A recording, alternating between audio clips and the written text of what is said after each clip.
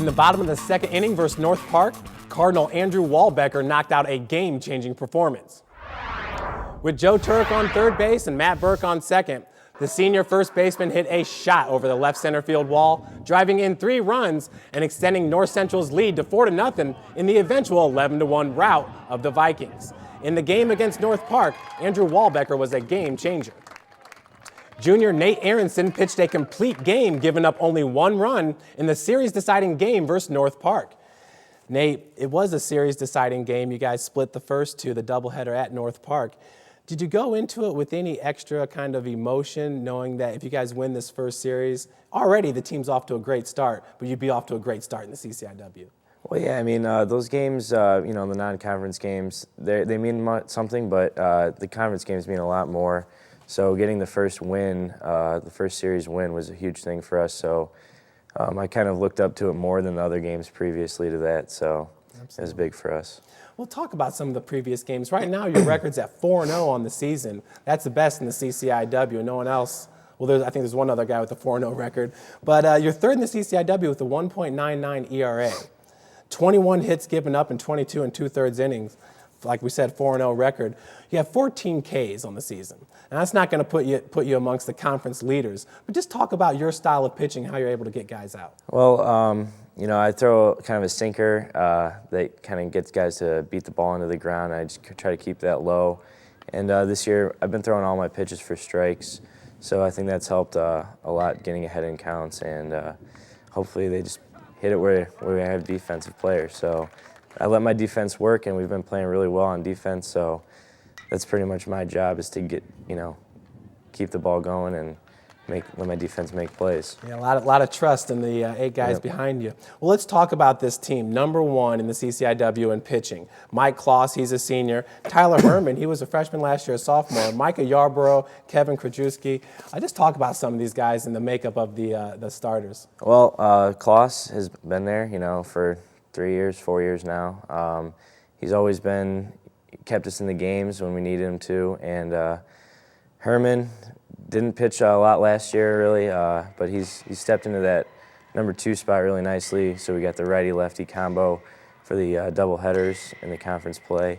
And Juice has been really good for us. I don't think he's given up a run yet, knock on wood. So last year he had kind of a down year, but this year we expect a lot more out of him, and I think he's doing really well. Were you surprised coming back from Florida? The team had a 7-1 record. Now I think it was 15-3 overall. Is it a surprising thing, and can you see the confidence building amongst your teammates? I was a little surprised, but I knew that we were going to be better because we're a lot older this year, like Coach said earlier. A lot of juniors and seniors out there, and the team chemistry is a lot better this year than it has been in years past. So I'm surprised a little bit, but I'm not completely surprised. Right fielder Matt Abraham guided the Cardinals to a 13-5 victory in Game 1 versus the Vikings.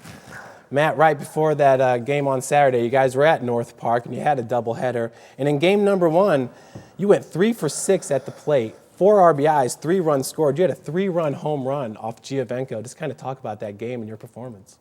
Yeah, I was feeling real good that game. Same thing as our approach last year. We knew he was throwing a fastball, 90 to 92. And, if he wasn't going to get ahead with his curve and his off-speed stuff, if it wasn't dead on, then a lot of us were going to be able to sit on his fastball. And that's what I was able to do, actually, my first at-bat. He missed on a curveball, and then so I was sitting dead red fastball, and I was able to take it out of the yard. And I think Robbie did the same thing, and Hagensee did the same thing as well. So 3 home runs against him, and it was just good. We played good defense, and overall, we're just, as a team, we do a lot of little things that allow us to come out on top. Certainly, and it shows. 13-5 in Game 1, 20-13 in Game 2. How many hours did you guys spend out there on Friday? Yeah, it seemed like forever. I mean, it was especially the second game. I mean, it just seemed like hit after hit. And it's not, the pitchers weren't doing a bad job at all. It's just, with the wind conditions the way they were, blowing straight out to left, and the dimensions of their field, it was just leading to some crazy baseball. And like you said, 20-13, that's a lot of runs. I think it was like 7 or 8 hours of baseball, maybe longer, and it just gets tough. Now, you were a starter last year out in right field. You're doing the same again this year. Coach was talking about some of the defensive changes. Nick Robinson moved from third base to shortstop. Matt Burke from shortstop to second base. Seems like it's a nice combination that's really worked out for you guys. Dan Scott, he's in center field right next to you. And then Hagensee out there in left field. Just kind of talk about the defensive makeup of this team right now. Yeah, it's phenomenal. We have a great defense. We got good leadership in the middle between Burke and Robinson. That switch from Robinson going to short and then Burke going to second has just been huge for us because their chemistry has been great, turning double plays and the way they talk. It's been awesome. And then as well as Dan Scott in center field, he talks real well and covers a lot of the grounds from left center to right center and allows guys like Hagensee and I who aren't the fastest guys in the world, but we have decent speed. You know, he helps us out and covers some of the areas that we can't get to. And Romanello stepped up huge at third base. He's been playing a great bag. He takes away a lot of the bunts that the other teams try and execute. And Wolbecker's been able to scoop a lot of balls at first base, pick them up, and on any errant throws from the infielders. And we've just done a great job. Huge defensive plays up and down the board.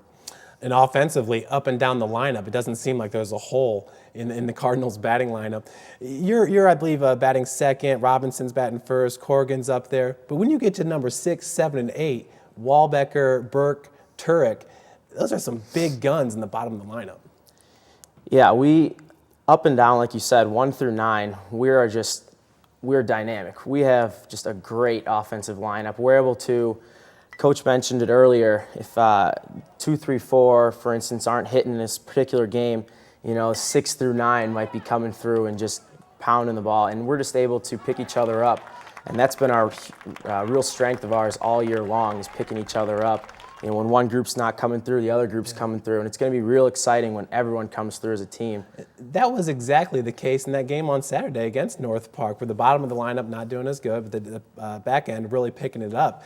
Do you guys individually, 1 through 3, 6 through 7, do you guys feed off each other during the games? Absolutely. I mean, at any team, we're all going to be feeding off each other. Hitting's contagious, just like winning's contagious.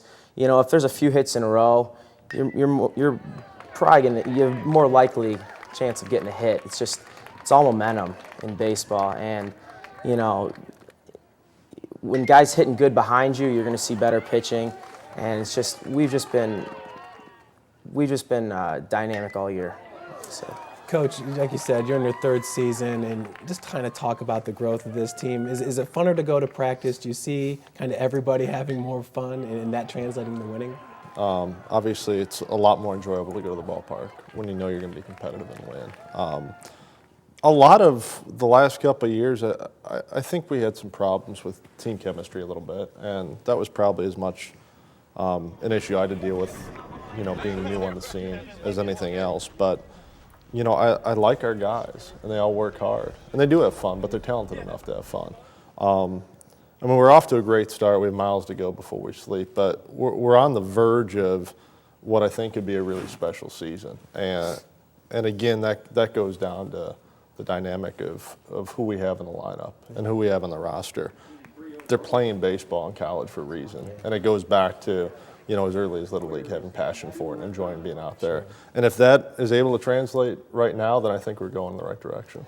You guys definitely look like you're having a lot of fun on the field. Both you guys are from Naperville North. Steve Lavick, another guy from Naperville North.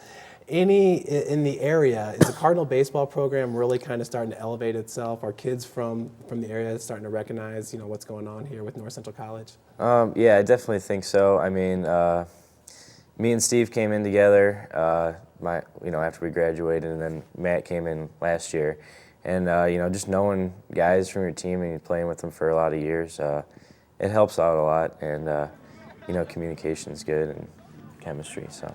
Matt, is this an area that you think the team can get more and more players from? Absolutely. And I think in the near future, we're definitely picking up more Naperville guys. And like Nate said, the team chemistry is already there, so you don't have to establish it, so it definitely helps out a lot. Yeah, well, the team chemistry is definitely shown throughout the first 18 games, that's for sure. Coach, good luck the rest of the way. Matt, Nate, thanks for joining us. Thanks a lot. Thank you. Stay tuned as Sports Information Director Clark Tusher joins us to talk about the initial track and field outdoor rankings after this short break.